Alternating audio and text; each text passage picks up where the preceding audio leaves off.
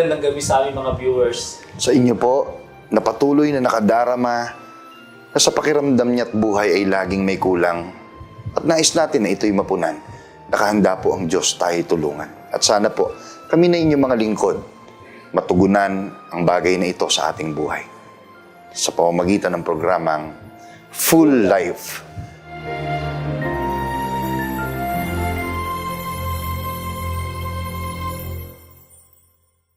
Muli po, good evening sa aming mga viewers sa programang Full Life. Sa nakaraan natin pag-aaral ay tinalakay natin ang buhay ng isang lingkod ng Diyos na si Zacarias. Tinalakay natin ang kalagayan niya at ng kanyang asawang si Elizabeth na sa harap ng Panginoon ayon sa description ng Biblia, tapat na mga lingkod ng Panginoon. Sa kabila nun, meron silang ultimate desire na matagal na nilang inaasam na makamit. Ang sila po ay magkaanak. Tila imposible na para sa kanila ay mangyari yon. Dahil pareho na silang matanda, pero alam natin ang nangyari. Sa kabila man ng tila imposibleng sitwasyon, nagsugo ang Panginoon ng anghel nung panahon na si Zacarias po ay first time na i-lead ang mga tao sa pamamagitan po ng serbisyo na isinasagawa sa kultura noon na nagsusunog ng insenso. At totoong good news ang pinadala ng anghel kay Zacarias. Kaya lang po, sa kabila ng pagpapadala ng good news na ito, ay nagduda po si Zacarias sa sinabi ng anghel. Sa ibang salita, nagkulang siya ng tiwala sa prosesong inihanda ng Panginoon. At dahil dito, iginawad sa kanya ang pagdidisiplina na siya po ay mawalan ng tinig. Dalawang mahalagang bagay ang ating natutunan nang tinalakay po ito ng first part. Una, ang kailangan po na pagtanggap natin sa disiplina at habang tayo'y dinidisiplina, ay masumpungan naman tayo na patuloy na ginagampanan ang ating obligasyon sa Panginoon. Kaya po sa pagpapatuloy ng ating topic, sa part 2 ng paksang Trust the Process, Brother Amadeo? Salamat po sa pagpatuloy po ng ating pong topic mula sa pagtanggap ni Zacarias sa pagdisiplina sa kanya ng Panginoon at pagtuturo. Ang pagiging mapagpasensya ay tatalakayin naman natin ngayon. Opo. Kung ano po ang dapat nating maging tugon o response Yun, importante. sa itinuturong solusyon. Kaya po, tunghayan po ninyo mga mahal naming mga kaibigan, basahin po natin ang pagpapatuloy ng kasaysayan sa Lucas Kapitulo 1, 21 hanggang 22. Samantala, naghihintay naman kay Zacarias ang mga tao na nagtataka sila kung bakit nagtagal siya ng ganoon sa loob ng templo. Putulin po muna natin. Base po sa talata, alam natin ang nangyari batay sa mga naganap kay Zacarias. Ang kanyang pagtatagal doon po sa loob ng templo. Tandaan po natin, sa loob ng templo naganap na si Zacarias po ay nawala ng tinig. At maaaring nananatiling gulat, nag-aalala sa pwedeng isipin ng mga tao sa labas ng templo. Kasi parang paano niya sasabihin yung mga bagay na nangyari sa kanya sa loob? Wala siya ng tinig. Opo, kaya tuloy po natin. Verse 22, paglabas niya, hindi na siya makapagsalita, kaya't mga senyas na lamang ang ginagamit niya. Napag-isip-isip ng mga tao na baka nakakita siya ng pangitain sa loob ng templo. Si Zacarias ay nanatiling pipi. Can you imagine, mga kaibigan, ang naging kasunod na pangyayari? Kung paano niya hinarap ang maraming mga tao matapos na maghintay ang marami sa labas ng templo. Bukod doon, pumasok siya sa loob ng templo na nakapagsasalita. Pero paglabas niya, di na siya makapagsalita.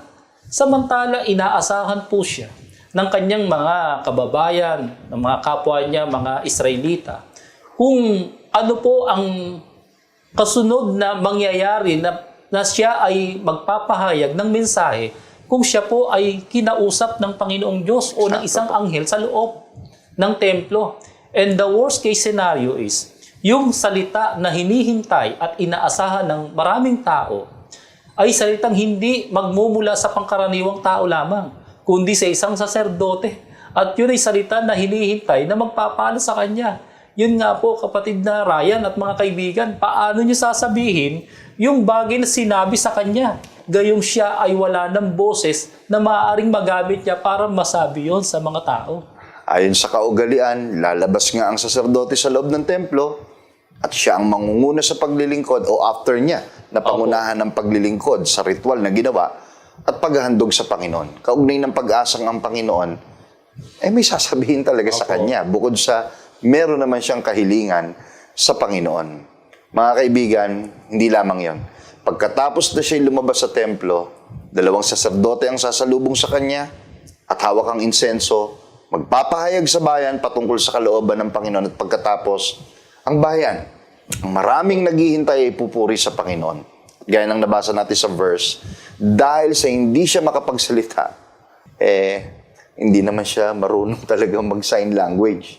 Opo. Pero pinilit niya na ihayag sa pamamagitan lamang ng sign language kung ano ang hinihintay ng maraming mga tao. Yan po sa pangyayari na yan, mga minamahal namin mga taga-subaybay, ay dapat po tayo makarelate eh. Kasi po dumating na po ba sa punto ng buhay natin na marami pong nag-expect sa atin pero dahil sa pagdisiplina ng Panginoong Diyos, hindi man eksakto na kagaya ng nangyari kay Zacarias na napipi, ay napipigilan tayo na buksan ang kalooban natin para sa mga taong umaasa sa atin. Dahil alam mo na ikaw lang at ang Panginoon ang nakaalam sa totoong nangyari. At tayo kanyang dinidisiplina. Nahihiya tayo na ano ba yung nangyari sa'yo? Bakit ganyan ang naging kalagayan mo ngayon? Na hindi mo masabi sa kanila kung ano talagang nangyari. Kaya ang bagay na ito, mga minamahal namin mga taga-subaybay, ay mahalagang bagay para sa atin na matutunan po nating mga halimbawa.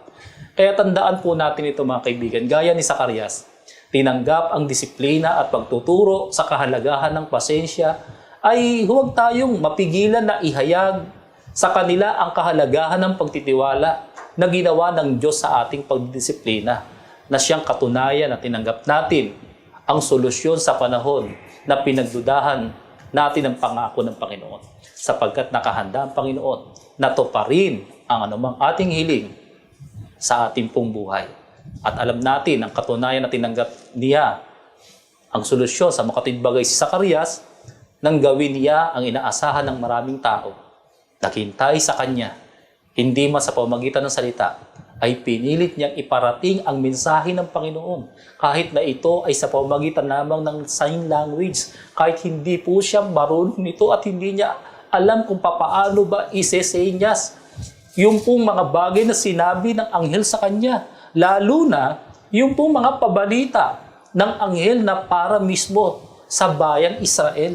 Yun po yung napakahalagang bagay. Masabi natin good news po yun, pero napipigilan si Zacarias kung paano niya yun ilalarawan man lang sa pamagitan ng senyas. Kaya mga kaibigan, kung i-imaginein natin, baka mas maging mahirap pa yung sitwasyon natin kung ikukumpara sa talagang isang pipi. Di ba? Opo. Kasi yung pipi may kakayahan ng mag-sign language at kung wala namang problema sa buhay, sa hindi pagtanggap sa disiplina ng Diyos. Samantalang, sabi nyo nga kanina, kung tayo mismo, yung nasa kalagayang hindi tumanggap sa pagdidisiplina ng Diyos, yun yung solusyon niya, daig pa tayo ng isang pipi. Di ba? Tayo napipigilan dahil sa hiya at sa takot. Hindi nakasanayan ito ni Zacarias ang gawin ng sign language. Paano mo ikikwento ang nangyari sa loob ng templo? Yun nga po. Napakahirap kung Opo. iisipin. Pero pinilit niya. Dahil ito ang inaasahan sa kanya at bukod doon, alam niya na may hangganan ng disiplina at may panahon na babalik ang kanyang tinig. Hindi na niya inisip kung mapapaniwalaan ba siya sa posibleng nangyari ng pagdudahan niya ang Panginoon. Maaari nating sabihin ng mga sandaling yon sa puso ni Zacarias, hindi ako maintindihan ng mga tao. Opo. Pero ang mahalaga, alam niyang maiintindihan siya ng Diyos. Kasi tinanggap niya Tinanggap niya yung kahalagahan ng disiplina, yung parusa. At alam niya, may naghihintay pagkatapos na gawin niya ang kanyang obligasyon. Yung prosesong pagdadaanan niya, pinagtiwalaan niya. Masakit man, maging kahiya-hiya man, ay humarap siya sa maraming tao. Tapusin lang ang kanyang obligasyon na pangunahan ng bayan sa paglilingkod sa Panginoon. Higit sa lahat, ay patunayan sa Diyos na pinagsisisihan niya. Ang mga panahon na hindi siya nagtiwala sa proseso na inihanda sa kanya ng Panginoon. Mga kaibigan, kumusta ka? Nawalan din ba tayo ng tiwala sa proseso ng Panginoon? Kung tayo man ay nakararanas ng pagdisiplina o kaya ipagpalo ng Panginoon. May kinasangkapan din ba na dumating sa buhay natin pero hindi tayo nakapag-ukol ng pagpapahalaga? Ang kalagayan mo ba ngayon ay nasasaktan dahil dinidisiplina ka ng Panginoon? Mga kaibigan, ang programang ito ay naghahayag sa atin ng mensaheng kailangan nating tanggapin. Amen. Trust the process. Di ka ba makapagsalita na parang napipipihan? Pilitin mo, itaguyod mo ang obligasyon mo. Ang mahalaga, alam mo, gaya ni Zacarias, may Diyos na nakaunawa sa iyo. Opo, naiintindihan tayo ng Diyos, kaibigan. At kung ito ang ating magiging paninindigan, ang magtiwala at hindi magduda sa kanyang paraan. Tandaan natin, hindi mahalaga sa Diyos ang ating nakaraan. Ang importante sa Kanya, magpatuloy ka na abutin ang pangakong nakalaan at yun po ang sama-sama nating buong tapang na puntahan. Kung pag-uusapan ay pupuntahan, tiyak po, kumbaga sa proseso, no, magtatapos at ang dulo, makakamit talaga natin kung ano yung ultimate desire natin at mga kahilingan sa Panginoon. Sa Luke chapter 1 verse 23, nang matapos na ang panahon ng kanyang paglilingkod, eto na, ay umuwi na siya. Hindi nga nagtagal at naglihis si Elizabeth. Hindi ito lumabas ng bahay sa loob ng 5 buwan. Mga kaibigan, matapos na kanyang tugunin ang kanyang obligasyon, ay nakabalik na siya sa kanyang tahanan sa piling ng kanyang asawang si Elizabeth. Maalala natin yung sinabi ng anghel nung nasa templo pa siya. Hindi ka makapagsasalita hanggang sa araw na maganap ang mga ito. Yun po yung pangako. Yun po yung kahilingan na kanyang matagal nang hinihintay. At hindi lang basta darating si Juan Bautista sa buhay niya. Kaibigan, ayon po sa description ng Bible, sa pamamagitan ng kanyang anak, papagkakasunduin ang maraming tao sa Diyos. Kaibigan, tingnan po natin sa The Message version ang sinabi ng anghel. But because you won't believe me, you'll be unable to say a word until the day of your son's birth. Every word I've spoken to you will come true on time. God's time. At yun nga po, ang pinakamasayang balita na kanyang natanggap dahil mula kay Elizabeth na kanyang asawa na siya po ay magdadalang tao. Mga kaibigan, ito ang panahon para ihayag sa Panginoon ang ating pong mga kalooban. Amen. Kasabay ng pagpapatuloy ng pagtataguyod ng ating pong obligasyon. Mga kabataan, nakaalala yung Diyos sa atin. Kaya ituloy natin at tapusin natin ang ating mga pag-aaral. Amen. Huwag tayong mawalan ng pag-asa na ipagkakaloob ng Diyos sa atin ang inspirasyon na makakasama natin sa buhay. Opo. Ang totoo po, may hangganan ng pagdisiplina ng Panginoon at yan ay pansamantalang sakit lamang. Ang mahalaga ay natuto tayo na ang nasa likod ng pagpaparusa ay ang tunay na pagmamahal ng Diyos. Sa verse 25 po, sinabi ni Elizabeth, ngayon kinahabagan ako ng Panginoon, ginawa niya ito upang alisin ang sanhi ng aking kahihiyan sa harap ng mga tao. Ito ang panahon na naging malinaw ang lahat.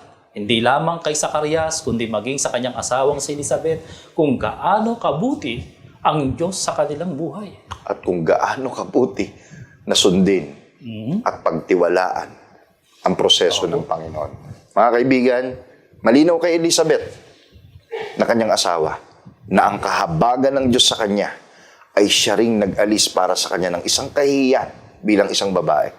Dahil kahihiyan ang hindi magkaanak na inaasahan sa pamamagitan niya ay magiging kasangkapang magpapatuloy ng kanyang lahi. Higit na nga ay ang kanyang asawang si Zacarias. Kaya po, napaka-fulfilling ang ma-achieve natin ang ating pangarap. Hindi dahil sa sarili nating kakayanan, kundi dahil sa pagtitiwala sa proseso ng Panginoon. Kaya naman mga kaibigan, sana ay nagbigay sa atin ng inspirasyon ng aral na ito upang magpatuloy sa buhay, magpatuloy na nagtitiwala sa anumang nais ng Panginoong Diyos na ating pong may taguyod at maabot. At umasa tayo, nakikilos ang makapangyarihang kamay ng Diyos sa ating kanyang mga lingkod, sa kanyang mga lingkod na nagtitiwala sa kanya.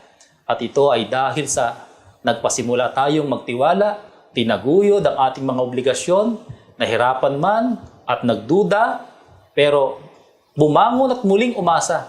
Tiyak na ihahatid tayo ng Panginoong Diyos sa isang pamumuhay na puspos o full life. Inikayat po namin kayo.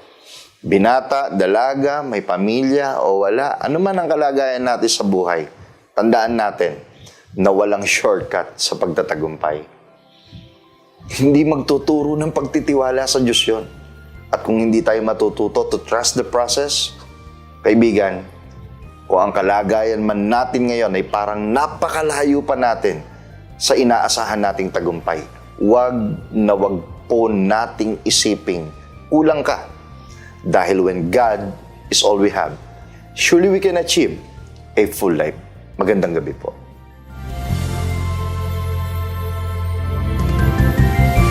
Maraming salamat po sa inyong pagtangkilik sa palatuntunang ito ng Kabanal-Banalang Iglesia ng Diyos kay Kristo Jesus.